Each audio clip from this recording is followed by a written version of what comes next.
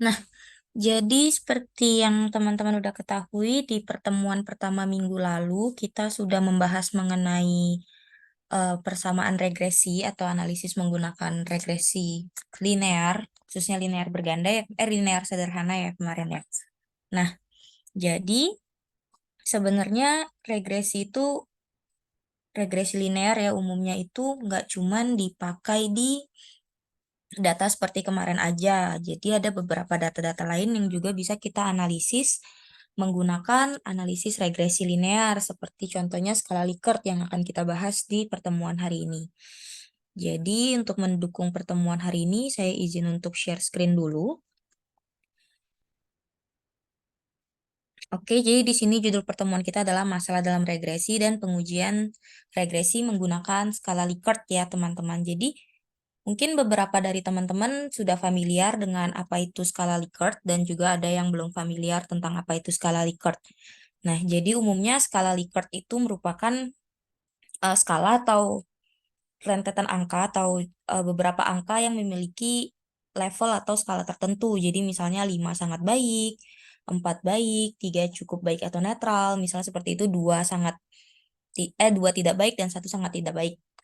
Nah, umumnya skala Likert ini dipakai ketika teman-teman melakukan suatu penelitian dengan menggunakan penyebaran kuesioner. Nah, jadi ada pun contoh kuesionernya, teman-teman bisa lihat di sini.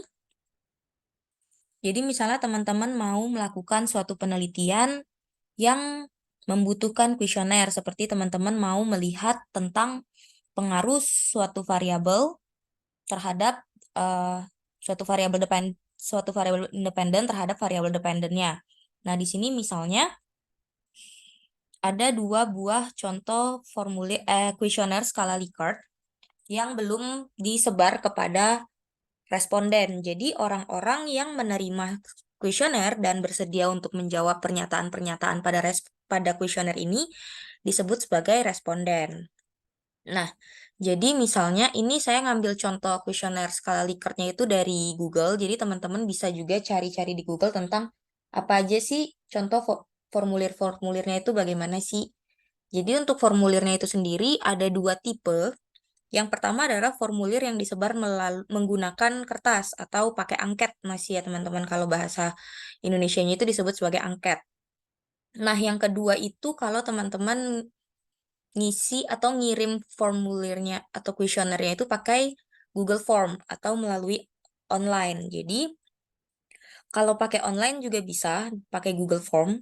Kalau yang masih manual itu masih pakai secari kertas atau selembar kertas, nanti dikasih lalu diisi oleh respondennya dan dikembalikan lagi kepada teman-teman.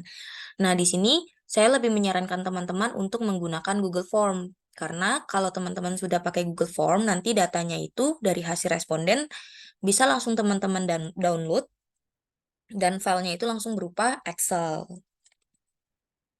Nah, jadi ketika teman-teman sudah download filenya, kemungkinan besar datanya itu akan seperti ini. Misalnya teman-teman punya 2 buah variabel X dan 1 buah variabel Y di sini. Nah, pernyataan-pernyataan yang mewakili variabel X1 itu ada 9 butir misalnya. Contohnya seperti yang ada di PPT tadi. Misalnya variabel X1 di sini adalah menyatakan bahwa dia ingin melihat hubungan antara ketertarikan terhadap metode pembelajaran terhadap mata pelajaran tertentu, misalnya seperti itu. Jadi mata pelajaran biologi itu menyenangkan dan lain sebagainya sampai bulir nomor 10 ini mewakili pernyataan dari misalnya X1. Sedangkan yang di tabel sebelahnya ini mewakili pernyataan dari X2 dan nanti ada satu tabel lagi yang mewakili pernyataan untuk variabel Y. Seperti itu. Nah, di sini ada cara-cara untuk melakukan input data, tapi sebelum kita masuk ke SPSS, ada baiknya kita olah sedikit data kita itu di Excel. Misalnya kita mendapatkan data seperti ini, setuju, sangat tidak setuju, dan banyak sekali. Teman-teman bisa buka satu sheet baru, yang mana di sini kita bisa masukkan rumus if. Oke, kita bisa masukkan rumus if, misalnya kita coba hapus. Kita coba hapus beberapa. Segini. Nah, di sini kita bisa langsung ketikkan, jadi kita bisa langsung pakai rumus if. data kasar kita yang dari kuesioner tadi langsung bisa kita isikan. Jadi kalau misalnya di sini itu adalah sangat setuju, kita bisa isikan dengan, oh sorry, if data kasar di sini sama dengan sangat setuju, kita bisa isikan dengan nilai 5. Kemudian kita masukkan lagi if false kalau bukan 5, maka data kasar di sini misalnya adalah setuju. Di sini kita isikan dengan 4. Kemudian if false lagi. Kalau data di sini adalah netral, maka kita isikan dengan angka 3. Kemudian kalau bukan 3 juga, maka if data di sini adalah tidak setuju, maka di sini kita isikan dengan 2 dan selebihnya adalah 1 karena sisa sangat tidak setuju. Kemudian kita tinggal klik enter dan kita drag ke seluruh data yang teman-teman miliki. Nanti dia akan otomatis menjadi seperti ini. Nah, biasanya setelah terkumpul data-data ini, saya langsung buat totalannya di sebelah kanan ini. Total X1 itu berapa, total X2 itu berapa, dan total X3 itu berapa. Ini data yang berwarna pink, hijau, dan biru, X1, X2, dan X3 yang di sebelah sini yang sedang saya blok. Ini akan kita pakai untuk beberapa uji. Yang pertama adalah uji frekuensi, distribusi frekuensi. Yang kedua adalah uji reliabilitas dan validitas.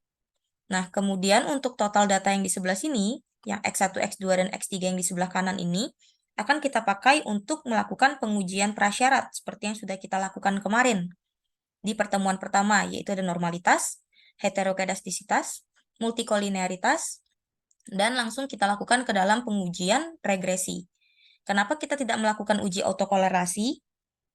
Karena pada pertemuan pertama sudah dijelaskan bahwasanya uji autokorelasi itu hanya digunakan ketika datanya itu merupakan data time series, sedangkan di sini kita menggunakan data panel. Jadi kalau data time series itu ada runtutan waktunya, di sini karena kita lakukan hanya dalam satu waktu saja tapi dengan banyak orang, artinya kita menggunakan data panel. Oke, data yang kita pakai sekarang adalah data baru, bukan yang data kasar lagi. Di data baru ini, kita langsung buka SPSS. Kita masuk ke dalam variabel view. Ups, kita drag dulu ke atas. Nah, di sini kita akan coba bikin ulang ya, teman-teman. Jadi di sini kita hapus dulu atau kita buat baru aja. Oke, kita masuk ke dalam variabel view. Jadi di sini kita harus masukkan X1, kita lihat dulu kita X1-nya ada berapa butir, ada berapa bulir pernyataan. Kita ada 9 X1, 10 X2, dan 8 variabel Y. Jadi kita masukin X1.1, X1.2, sampai dengan X1.9. X1.6, X1.7, X1.8, X1.9. Kemudian di sini untuk bagian scale-nya, karena kita menggunakan skala Likert, di sini kita ganti ke ordinal. Oke. Semuanya kita ganti ke ordinal. Nah, ini adalah bagaimana cara kita mengisikan variabel skala Likert ke dalam SPSS. Kemudian desimalnya di sini bisa kita langsung gantikan 0 aja. Karena kalau dia desimalnya 2, nanti teman-teman kotaknya terlalu banyak. Misalnya saya sisakan yang variabel nomor 9 ini 2 desimal ya. Misalnya di sini nilainya 33333. Nah, di sini dia akan muncul 3.00. Sedangkan itu nanti tidak bisa kalau diperkecil jadi kurang bagus ya teman-teman. Jadi kurang hemat tempat. Nah, itu adalah contoh bagaimana cara kita menginput nilai X1 sampai dengan X9. Sekarang kita kembali ke yang sudah ada. Kemudian dengan cara yang sama kita input X2.1 sampai dengan X2.10 yang artinya variabel kedua bulir pernyataan 1 sampai dengan variabel independen 2 bulir pernyataan ke-10. Selanjutnya kita juga masukkan nilai dari Y1 sampai dengan Y8. Di sini kita clear dulu. Oke. Nah, setelah itu di bagian data view, ini kalau kita hapus dulu, kita tinggal buka Excel kita. lalu kita tinggal copy aja sebenarnya dari total data yang kita miliki. Kembali lagi ke SPSS. Kemudian di sini tinggal kita paste. Oke, semua datanya sudah masuk. Nah, di bagian X1, X2, dan Y ini sebenarnya ada dua pilihan untuk melakukan ini ya teman-teman, penginputan datanya. Teman-teman bisa melalui transform compute variable, kemudian teman-teman bikin variabel X1. Di sini saya pakai underscore karena kebetulan di bagian data view sudah ada variabel X1 ya. Jadi kita bisa masukkan X1.1, kemudian ditambah dengan X2, X1.2, sampai dengan X1.9. Ini hanya sebagai pembanding aja, karena pada akhirnya juga nanti kita tidak akan menggunakan cara ini, tapi setidaknya teman-teman harus tahu kalau di SPSS kita juga bisa langsung mengcompute variabel ini. Nah, sudah terjumlah. Ada cara yang lebih gampang sebenarnya, yaitu langsung aja kita jumlahin di Excel. Jadi ini merupakan nilai sum dari A3 sampai dengan I3 barisan ini. Kemudian untuk X2-nya merupakan penjumlahan dari J3 sampai dengan S3. Dan variabel Y di sini, maaf bukan X3. Variabel Y di sini merupakan penjumlahan dari T3 sampai dengan AA3. Nah, jadi ketika semuanya sudah di-sum, teman-teman bisa tinggal copy lagi untuk kita masukkan ke dalam SPSS. Seperti ini. Nilainya sama, 45, 36, 36, 33 kalau kita bandingkan yang di compute variabel dengan yang dari Excel. Jadi di sini saya lebih menyarankan teman-teman untuk melakukan sedikit otak-atik datanya di Excel sebelum kita masuk ke dalam SPSS. Jadi ini untuk mempermudah kita dalam penyusunan data. Oke, kemudian kita lihat di sini, data kita sudah terisi semua. Dan langkah pertama yang harus kita kerjakan adalah kita ingin melihat distribusi frekuensi. Jadi kalau dalam skripsi teman-teman biasa ada lihat tabel-tabel seperti ini disebut sebagai distribusi frekuensi. Bagaimana cara kita melakukan atau menghitung distribusi frekuensi ini? Sebelumnya kita buat dulu besar kategori skor jawabannya. Di sini ada rumusnya, yaitu besar interval itu diperoleh dari observasi terbesar dikurangi dengan observasi terkecil dibagi dengan banyak kelas. Observasi terbesar kita ada 5 nilainya, yaitu sangat setuju, dan observasi terkecil kita ada 1, yaitu sangat tidak setuju. Kemudian kita bagi dengan banyak kelas. Kita mau membagi menjadi dalam 5 kelas, sehingga interval yang kita peroleh adalah 0,8. Sehingga nilai rentang yang kita peroleh nanti untuk rata-rata skor jawabannya dapat kita lihat pada tabel ini, di mana rentang 1.0 sampai dengan 1.8 itu sangat rendah, 1.81 sampai dengan 2.6 itu rendah, 2.61 sampai 3.4 itu sangat tinggi, 3.41 sampai 4.2 itu tinggi, dan 4.21 sampai dengan 5.0 itu sangat tinggi. Ini sumbernya dari Supranto 2018, teman-teman kalau butuh untuk penelitian, boleh nanti saya kirimkan jurnalnya. Nah, sebelum kita masuk ke dalam sini, cara untuk menghitung rata-rata indikator itu adalah seperti ini. Kita masuk ke dalam SPSS, kemudian kita klik Analyze, Descriptive Statistic, Frequencies. Di sini, ini kita riset dulu. Kita masukkan per variabel ya teman-teman. Jadi X1, X1 saja dulu. Kemudian kita klik OK. Nanti akan muncul banyak tabel seperti ini. X1 sampai X1.1 sampai X1.9. Oke. Nah, tabel ini akan kita pindahkan penempatannya menjadi seperti ini. Oke, ini maaf ada yang typo ya. Di X1.2 ini ada 11, 11, 44, 13. Oke. Nah, di sini cara inputnya adalah teman-teman buat dulu tabel seperti ini. Kosong. Untuk X1 sampai dengan X1.9 ini sesuai dengan bulir pernyataan teman-teman. Kemudian untuk di sini ada skala Likert-nya, sangat tidak setuju, netral setuju, dan sangat setuju. Kemudian kita lihat satu-satu. Ini saya coba contohin yang pertama aja ya teman-teman, karena caranya sama aja.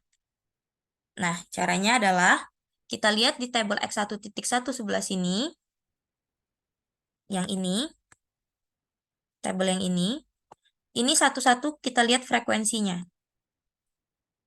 Oh, yang mengisikan netral ada 5 orang, yang mengisikan setuju ada 51 orang, yang mengisikan sangat setuju ada 14 orang. Nah, kita tinggal input ke sini. Sangat tidak setuju tidak ada yang ngisi, tidak setuju tidak ada yang ngisi, netral ada 5 orang, setuju ada 51 orang, dan sangat setuju ada 14 orang. Nah, untuk menghitung mean atau rata-rata item ini, kita bisa pakai rumus perkalian seperti ini. Sangat tidak setuju itu poinnya 1, tidak setuju poinnya 2, kemudian netral poinnya 3, setuju poinnya 4, dan sangat setuju poinnya 5, kemudian kita bagikan dengan total sampel. Di sini terlihat teman-teman, total sampel itu ada di total frekuensi, yang artinya kita memiliki data atau responden sebanyak 70 orang. Oke, jadi tinggal dikalikan, dijumlah, dan dibagi dengan 70. Kita isikan untuk semuanya X1.1 sampai dengan X1.9. Kemudian kita hitung rata-rata indikator untuk X1-nya secara keseluruhan. Ini tinggal kita average aja teman-teman. Average dari G3 sampai dengan G11 seluruhnya mendapatkan poin sebesar 4,15 di sini. Nah, cara yang sama juga kita lakukan terhadap X2 dan Y. Kita tinggal analyze, descriptive statistic. Ini kita reset. Kemudian kita masuk ke X2 sampai dengan X21 sampai dengan X2.10. Kita tinggal klik OK. Sebenarnya bisa langsung teman-teman, cuman untuk menjelaskannya nanti terlalu banyak di sini. Jadi, kalau kita langsung frekuensi table yang di sebelah kiri ini, dia akan langsung banyak X1.1 nanti sampai X2.10. Kalau kita ngelakuinnya 2 kali, nanti dia akan terpisah seperti ini 2. Jadi memudahkan kita untuk mencari ketika kita mau melakukan input data ke dalam Excel atau hasil pembahasan kita dalam skripsi. Seperti itu teman-teman. Nanti cara inputnya juga sama, cara menghitung rata-ratanya juga sama, tinggal kita lanjutkan ke yang variabel Y-nya, frekuensi variabel Y-nya. Y1 sampai dengan Y8. Kita klik OK dan akan muncul di outputnya menjadi yang sebelah kiri ini jadi ada 3, X1.1 sampai X1.9, X2.1 sampai dengan X2.10, dan Y1 sampai dengan Y8. Ini bisa tinggal klik aja kalau mau kita lihat. Nanti cara inputnya juga sama seperti X1.1 sampai X1.9 tadi. Nah, dari data yang sudah kita peroleh ini, dari data ini kita sudah tahu masing-masing nilai dari rata-rata indikatornya. X1 rata-rata indikatornya ada 4,15, X2 ada 3,76, dan Y ada 4,22. Nilai ini yang akan kita catat dan kita ingat, lalu kita bandingkan dengan tabel kategori rata-rata skor jawaban yang kita punya. Oke, kita lihat yang pertama ada nilai di 4,15. 4,15 itu masuk ke dalam range ini. 4,15 itu ada di sini, yang artinya dia itu tinggi. Jadi cara menginterpretasikannya adalah seperti ini.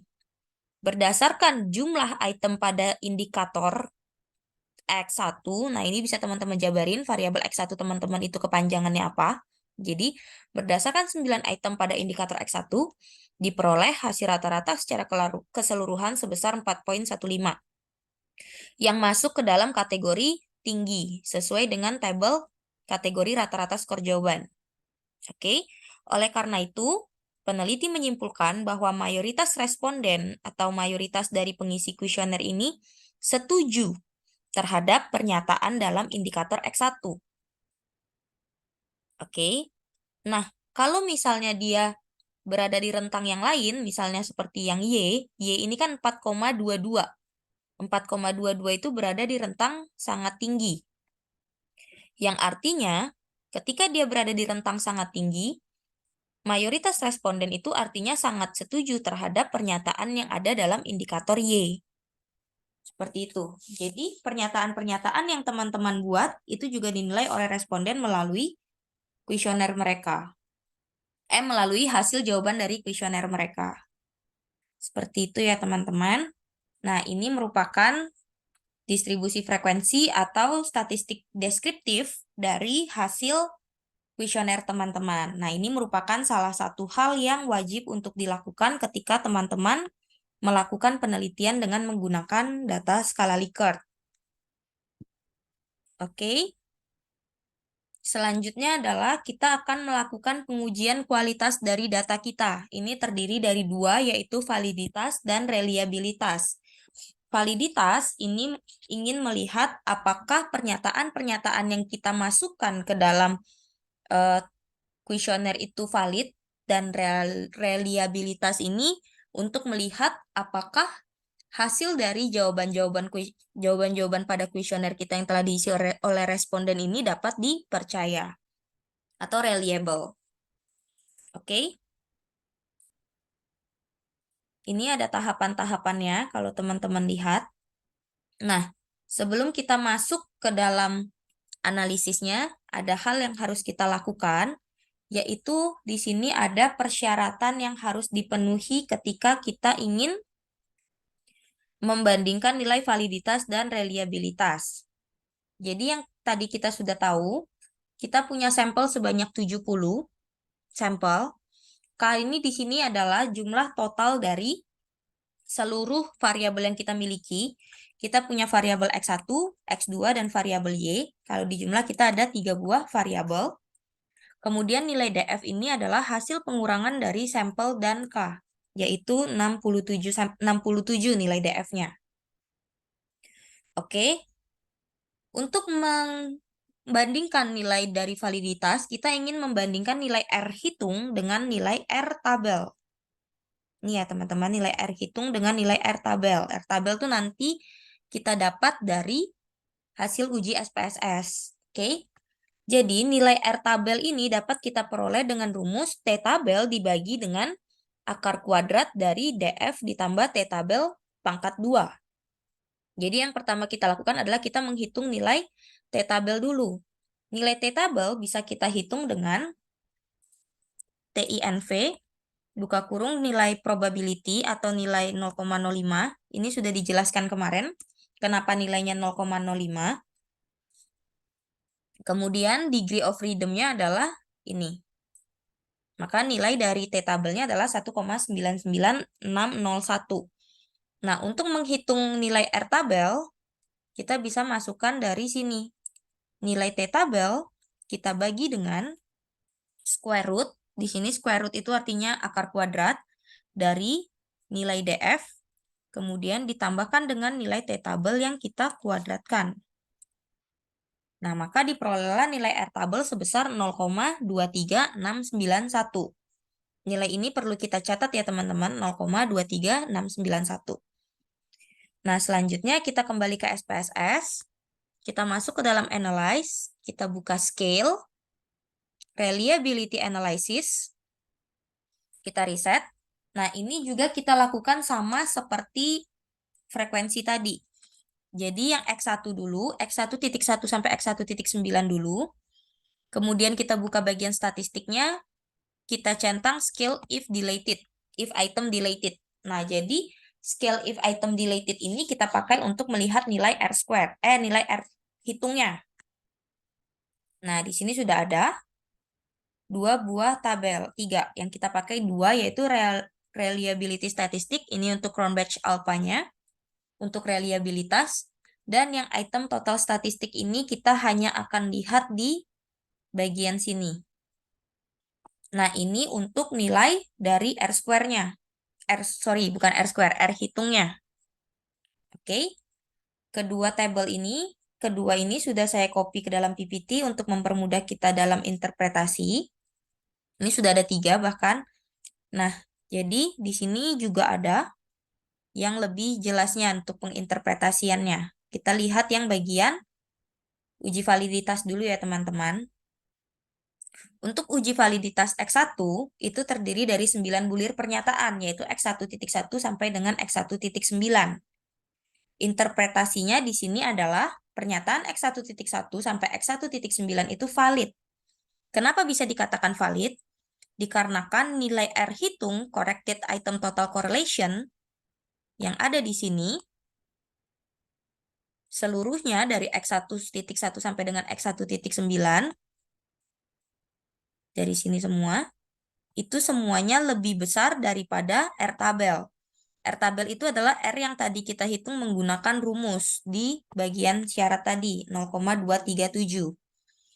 Jadi ketika nilai R hitung kita lebih besar daripada nilai R tabel, dapat dinyatakan bahwa variabel kita valid. Bulir-bulir pernyataannya. Nah, kemudian kalau tidak valid bagaimana? Kalau misalnya di antara X1.1 sampai X1.9 ini ada yang tidak valid, misalnya di bagian X1.5 dan X1.8 tidak valid, misalnya ya teman-teman tidak valid, nah maka di sini X1.5 dan X1.8 kita hilangkan bulir pernyataannya. Sehingga variabel X1 hanya memiliki 7 bulir pernyataan saja dari yang tadinya ada 9. Seperti itu. Jadi di situ adalah fungsi di mana kita melakukan pengujian validitas ini. Karena kalau tidak dihilangkan seperti itu, biasanya akan mengganggu di uji normalitas, multikolinearitas, dan heterokedastisitas. Seperti itu. Nah, begitu juga untuk X2, maaf ini gambarnya terpotong. Dan juga untuk, nah ini X2.1 sampai dengan X2.10, sama juga cara pengerjaannya.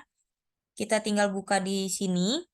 Kemudian kita klik Analyze, Scale and Reliability Analysis.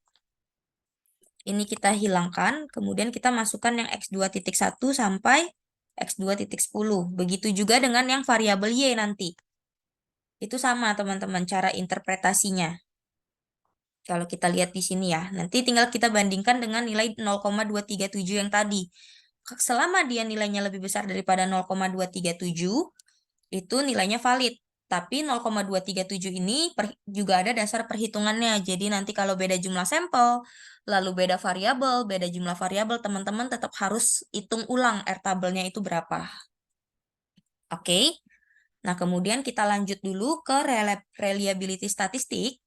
Reliability statistik ini kita dapat dari sini. Udah ada tabelnya.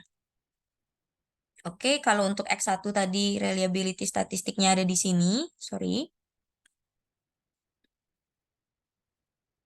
Ada di sini 0,824 untuk 9 items. Kemudian untuk X2-nya adalah 0,90 untuk 10 items. Dan untuk X3-nya kita coba untuk buat dulu.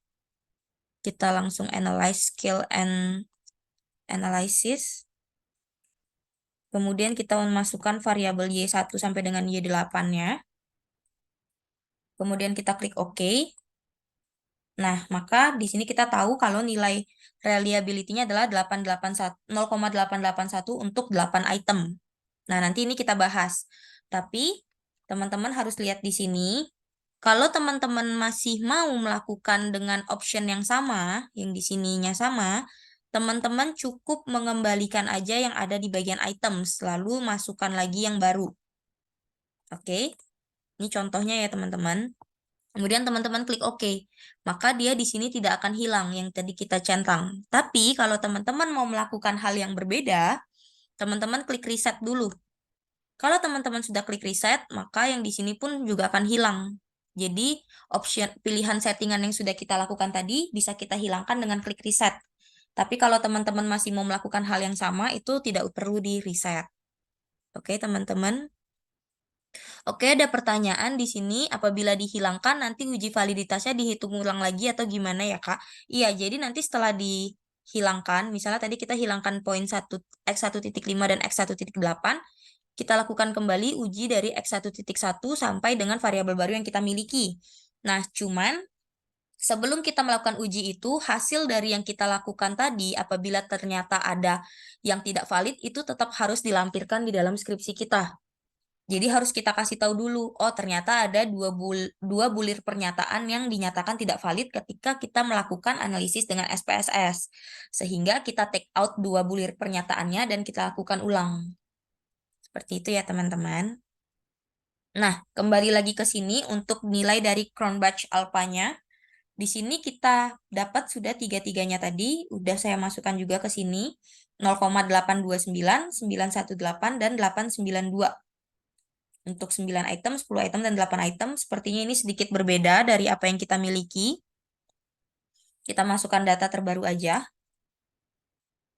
Karena di sini saya ujinya pakai SPSS 13 ya teman, 23.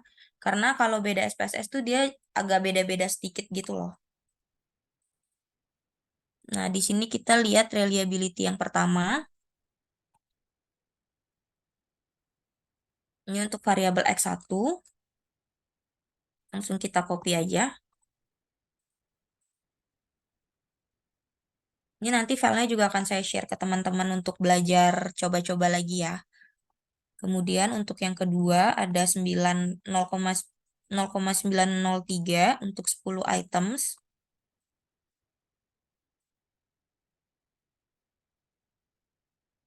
Kemudian yang ketiga kita ada 0,881 untuk 8 items.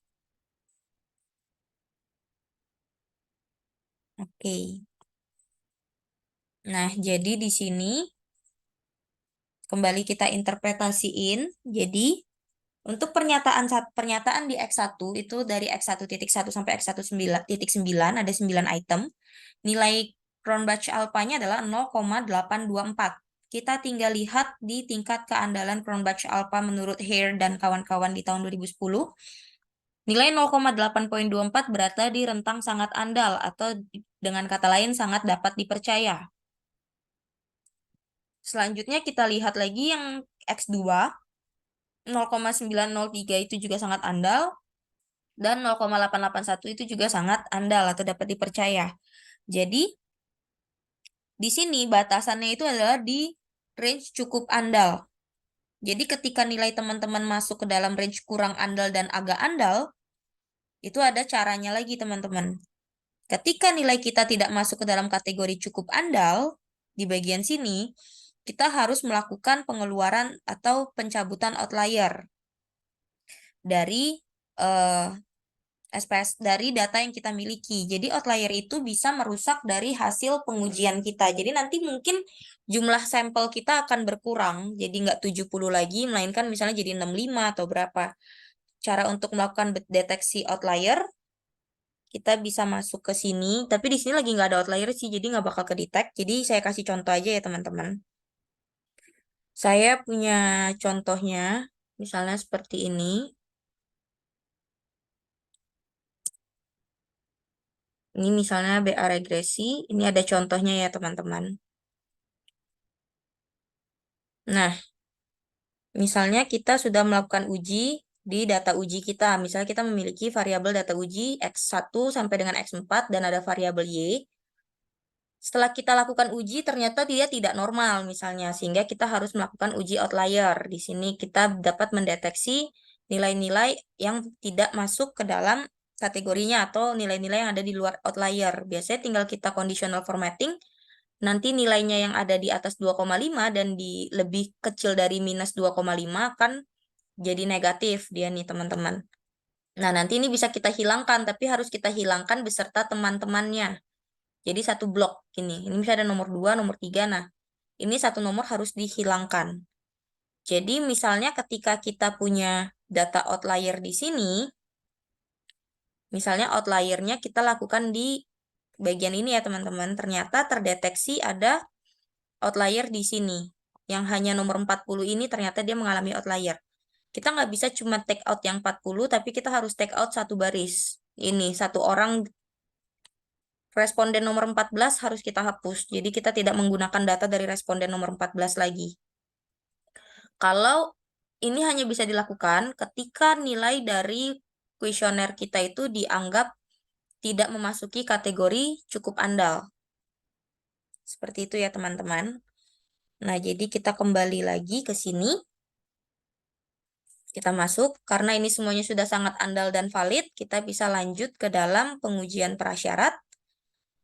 Di sini ada normalitas, multikolinearitas, heterokedastisitas, dan kita langsung akan uji di regresi linearnya. Oke. Nah, jadi yang pertama adalah kita akan melakukan pengujian normalitas. Jadi kita langsung masuk ke regression linear. Karena kita dari tadi mainnya di X1.1, Y1 sampai dengan Y8, sekarang kita hanya pakai yang X1, X2, dan Y. Jadi fungsi dari X1.1 sampai dengan Y8 tadi hanya kita gunakan untuk di bagian deskriptif statistik, uji validitas, dan uji reliabilitas. Oke, selanjutnya kita masukkan variabel Y kita ke dalam dependent dan dua buah variabel X kita ke dalam independent. Kita buka bagian statistik, kita centang di bagian collinearity diagnostic. Kita tidak usah centang Durbin-Watson. Kenapa? Karena kita tidak melakukan pengujian autokorelasi. Oke. Kemudian kita centang normal probability plot. Kita masukkan S-resid ke variabel ke sumbu Y dan Z-plot ke sumbu Z. Ini kita lakukan untuk uji scatter plot ini untuk heterokedastisitas, sedangkan normal probability plot ini kita untuk uji normalitas yang grafik sekalian aja nggak apa-apa. Kemudian kita centang yang unstandardized residual karena kita mau lakukan normalitas yang Kolmogorov-Smirnov. Oke, ini datanya udah ada. Sekarang kita lakukan uji normalitas dulu, kita masuk ke analyze, non-parametric test, one sample Kolmogorov-Smirnov, dan kita masukkan yang unstandardized residual. Oke. Sekarang datanya sudah ada. Oke, di sini kita buka PPT kita kembali. Ini tadi sudah kita bahas, Oke. Di sini ada sedikit perbedaan ya teman-teman dari hasil ujinya. Kita akan coba ikutin yang terbaru. Di sini saya akan copy lagi, biar sekalian kita update PPT-nya, biar nanti teman-teman belajarnya juga nggak bingung.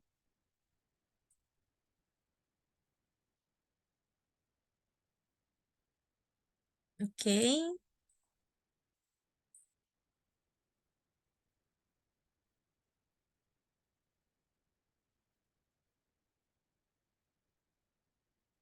Nah, kalau kita lihat di sini, nilai dari normalitas yang kita peroleh adalah 0,503. 0,503 ya teman-teman. Untuk hipotesis seperti tidak akan saya jelaskan kembali karena di pertemuan satu sudah dijelaskan. Ini kita cuma mengulang pertemuan ke satu dengan contoh data yang berbeda. Oke teman-teman. Nah, jadi nilai 0,503 ini kita bandingkan dengan nilai alfa. Nilai alfa kita adalah 0,05. Sehingga nilai yang kita peroleh lebih besar daripada 0,05. Dengan kata lain, data residual kita berdistribusi dengan normal. Sehingga bisa kita lanjutkan ke uji asumsi klasik berikutnya. Tapi sebelum itu kita lihat dulu untuk output yang normal PP plot ini. Ini sudah saya copy. Kita masukkan ke atas ini aja ya.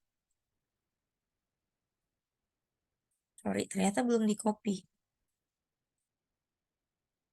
Kita masukin ke atas ini.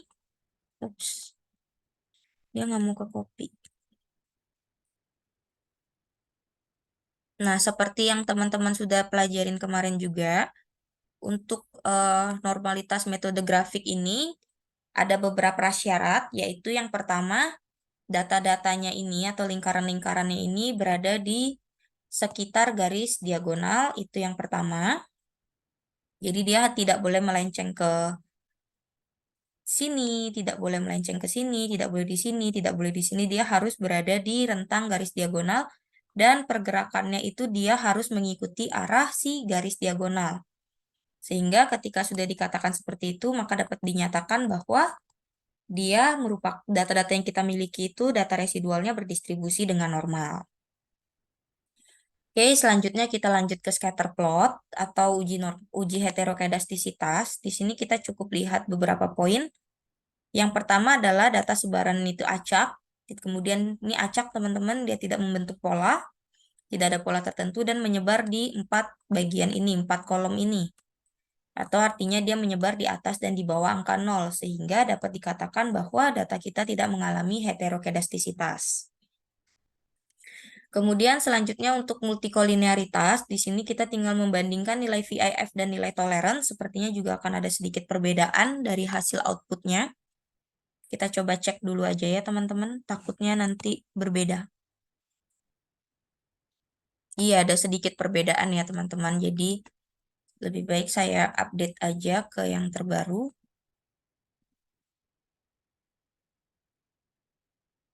Ini kita screenshot dulu. Kemudian kita paste ke sini.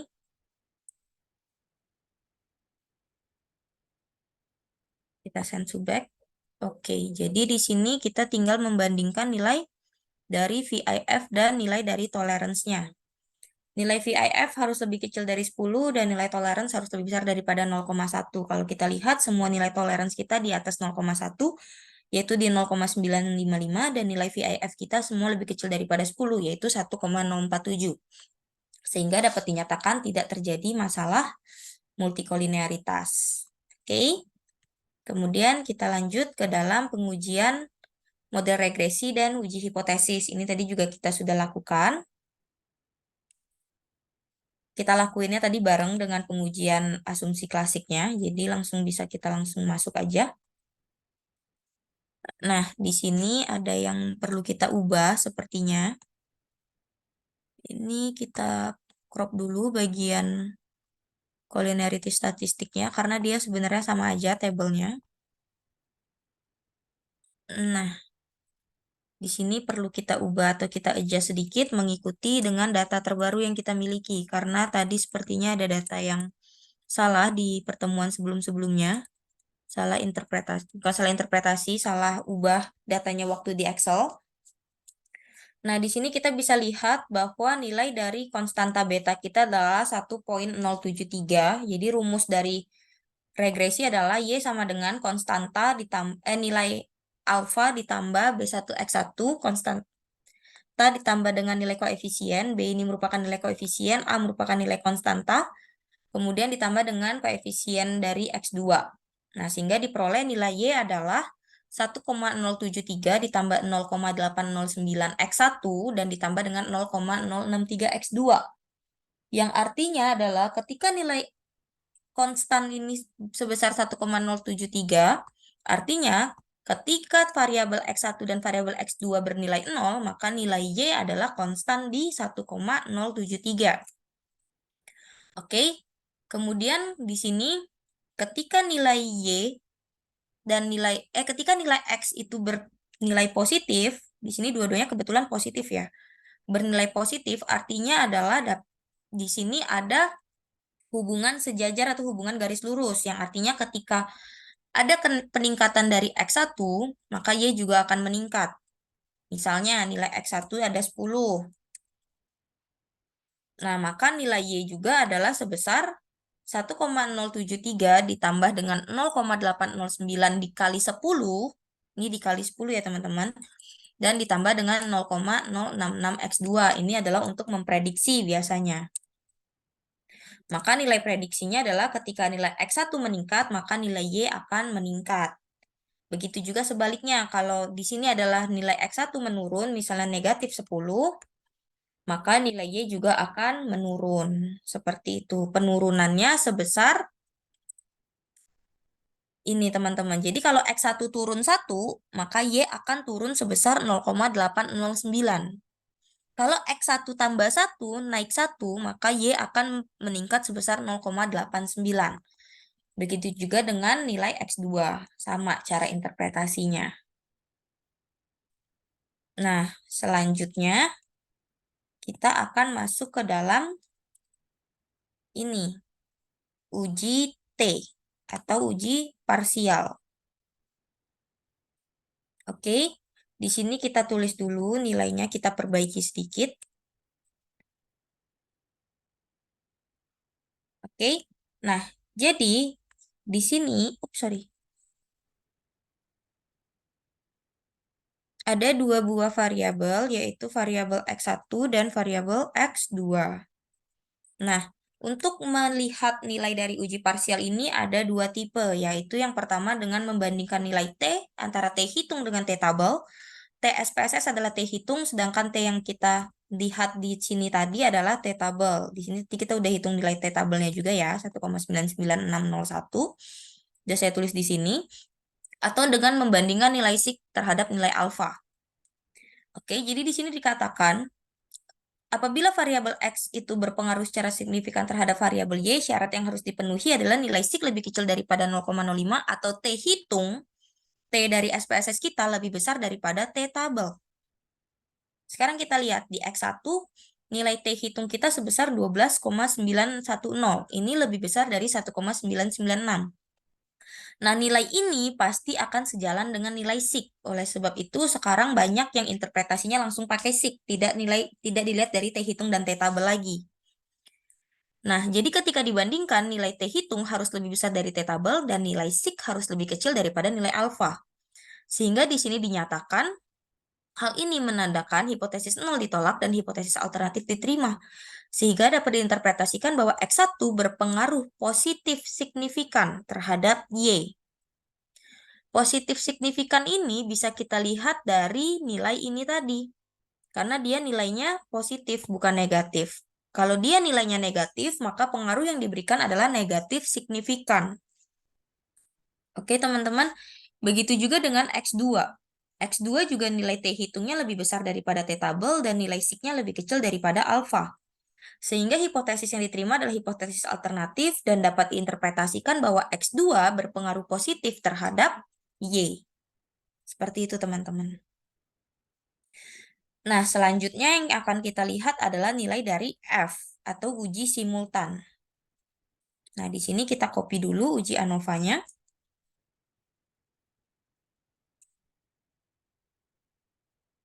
Kita perbarui dulu.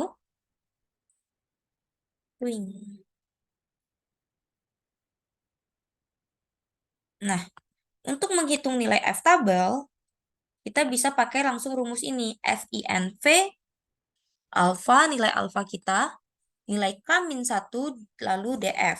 Jadi, kita bisa langsung ketikkan FINV, kemudian nilai alfa kita ada 0,05, degree of freedom kita ada 67, di sini, degree of freedom 1 itu adalah K-1. Jadi K kita ada 3, 3 kurang 1 itu 2. Degree of freedom kita yang kedua ada 67 di sini. Sorry, nggak pakai A. Jadi nilai F tabel kita adalah 3,13376. Jadi kita bulatkan 3,134. Dapat dikatakan memiliki pengaruh yang signifikan secara simultan apabila nilai F tabel, nilai F hitung kita lebih besar daripada nilai F tabel dan nilai sig lebih kecil daripada 0,05. Nah, di sini nilai F hitung kita 95,641 lebih besar daripada 3,134 dan nilai sig-nya juga 0,00 lebih kecil daripada 0,05. Yang mana hal ini menyatakan bahwa hipotesis alternatif yang diterima sehingga dapat diinterpretasikan bahwa seluruh variabel independen berpengaruh secara simultan terhadap variabel Y. Yang artinya X1 dan X2 secara bersamaan memberikan pengaruh yang signifikan terhadap variabel Y. Nah, kemudian kita ingin lihat besar pengaruh yang diberikan itu seberapa besar. Kita tinggal lihat di bagian model summary-nya aja. R-square-nya. Oke, di sini nilai R-square kita adalah 0,741. Di sini 0,749. 0,741 di sini. Atau sebesar 74,1%. Yang mana hal ini menandakan pengaruh variabel independen X1 dan X2 secara keseluruhan terhadap variabel dependen atau variabel Y sebesar 74,1%. Yang mana sisanya 100% dikurangi dengan 74,1% sebesar 25,9%. Ini dipengaruhi oleh variabel lain di luar penelitian karena kita tidak mungkin kita bisa menggunakan seluruh variabel dalam yang berpengaruh terhadap variabel Y ini. Jadi masih ada kemungkinan-kemungkinan di mana ada variabel lain di luar pengamatan kita yang memiliki pengaruh sebesar ternyata di sini ada 25,9% lagi yang tidak kita teliti. Oke, begitu saja untuk pertemuan pada malam hari ini. Semoga apa yang saya bagikan hari ini bisa menjadi bermanfaat untuk kita semua, untuk teman-teman dan juga saya. Mungkin kalau teman-teman ada yang mau bertanya, silakan bertanya. Kalau tidak ada yang mau bertanya, teman-teman boleh isi link presensi dulu dari Kak Nadira. Kalau sudah, saya izin untuk stop share screen. Kalau misalnya teman-teman masih mau bertanya, boleh di grup atau personal chat juga tidak apa-apa. Teman-teman jangan live dulu sampai Kak Nadira ngirimin link presensi ya. Terima kasih.